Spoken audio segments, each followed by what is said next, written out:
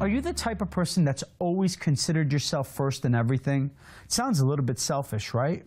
Perhaps that's the topic that we're going to talk about today. Graham Music is a consultant child and adolescent psychotherapist, and he's joined with us here today to discuss the issue. Hello, Graham. Welcome to the Press Plus show. How are you? Hello. Very nice to be with you today. I'm well, thank you. It is my pleasure to have you. Graham, let's get right to it. Okay. What is, or tell us about, selfishness? I would rather think about selfish behaviours or kind and generous behaviours rather than think about selfishness as a quality in itself. And there's a sort of spectrum of selfishness, I suppose.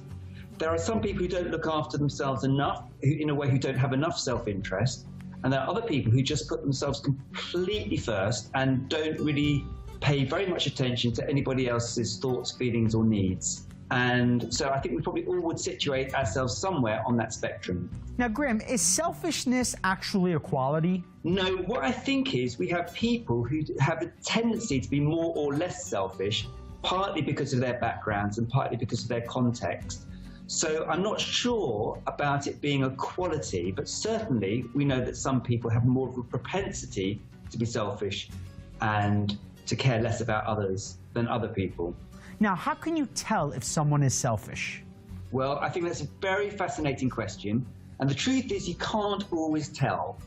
I think we know that when we're with certain people, we'll often get a sense that they are looking after themselves first and that they don't care about us, and we have to be very, very careful, have to watch your back, that kind of thing.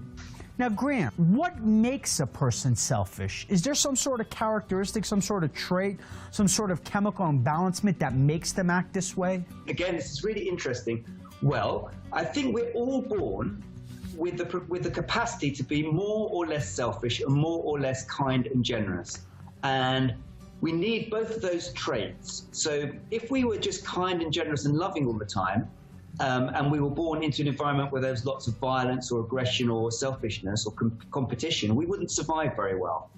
So we need both in order to survive. So in some families where there's more love, caring, empathy, that kind of thing, then we tend to develop more generous, caring, and less selfish character traits. We might still have those character traits which we might need to call on and use when times get tough.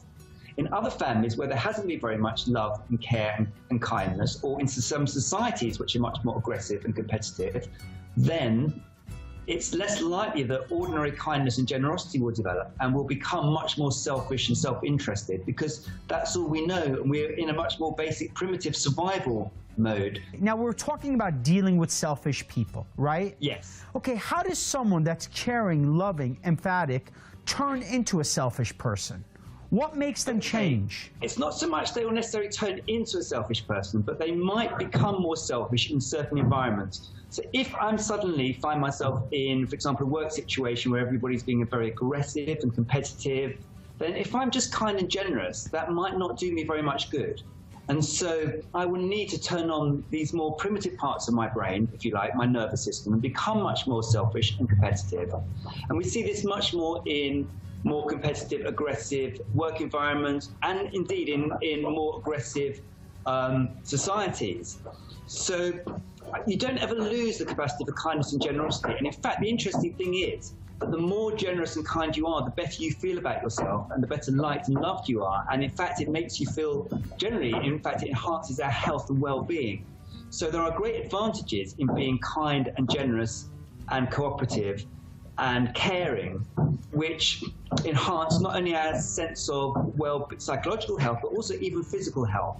Thank you for joining us. Thank you for enlightening us. And thank you for not being selfish by joining us once again. God bless you, buddy. Thank you for your generous interviewing. Thank you. Bye-bye.